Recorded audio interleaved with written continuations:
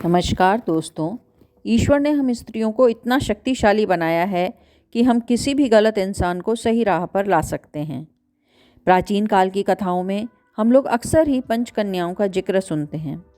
सीता, अहिल्या, मंदोदरी और तारा, ये सब तो देवी का स्वरूप थी, पर हम भी चाहें तो क्या नहीं कर सकते। बस यही एक भरोसा हमें अपने अंदर जगाना है।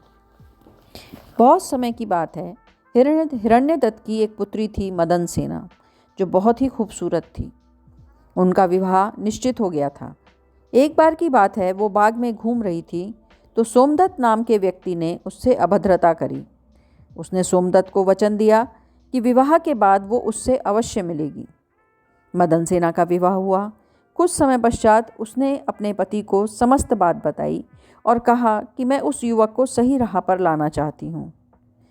मदनसेना के पति ने आज्ञा दी कि तुम अपना कार्य पूर्ण करके शीघ्र ही मेरे पास वापस लौटो। अब मदनसेना खूब जेवर और कपड़े पहनकर सोमदत्त से मिलने के लिए चल पड़ी। रास्ते में एक चोर मदनसेना को मिला और उसके समस्त जेवर मांगने लगा। मदनसेना ने उसे वचन दिया कि अभी वो अपने प्रेमी से मिलने जा रही है, वापस आने पर समस्त जेवर उसको दे देगी। पहले तो चोर को विश्वास ही नहीं हुआ। उसने उसे जाने से इनकार किया, परंतु मदनसेना ने उसे फिर समझाया कि देखो, मैं एक आर्य स्त्री हूँ और मैं अपने वचन की रक्षा हमेशा करती हूँ। मैं अभी अपने प्रेमी से मिलने जा रही हूँ, वहाँ से लौटूंगी तो अवश्य तुम्हें सभी जेवर दे दूंगी। चोर ने सोचा कि ऐसा उसने कभी भी नहीं देखा या सुना था, और ये सोचकर चोर ने मदनसेना को जाने दिया। जब मदनसेना सोमदत्त के घर पहुंची तो सोमदत्त उसे पहचान ही नहीं पाया। तब मदनसेना ने अपना परिचय दिया। सोमदत्त आश्चर्यचकित हुआ। पूछा, क्या तुमने अपने पति को बताया है कि तुम यहाँ आ रही हो? हाँ, मदनसेना ने जवाब दिया। क्या इस तरह कोई स्त्री अपने वचन का पालन कर सकती है?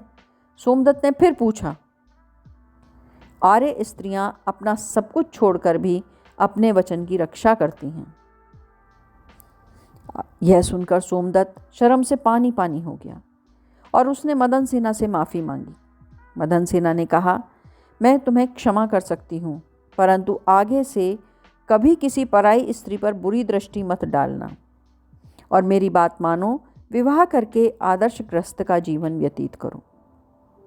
ये कहकर मदनसेना अपने पति के घर की ओर चल पड़ी।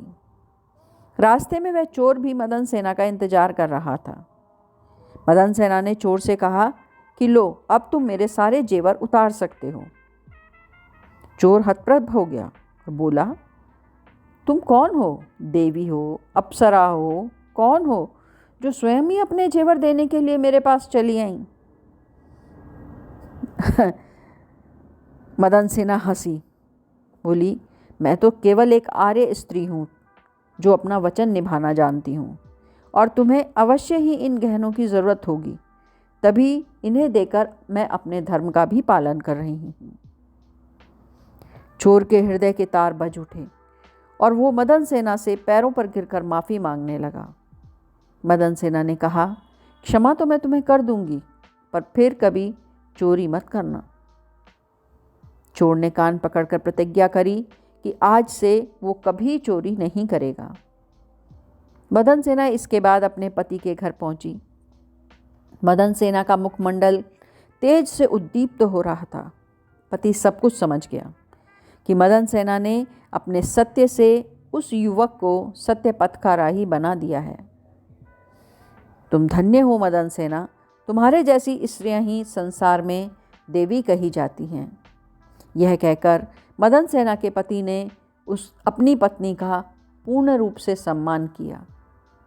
तो ये थी स्त्री शक्ति को समर्पित एक लोक कथा। धन्यवाद।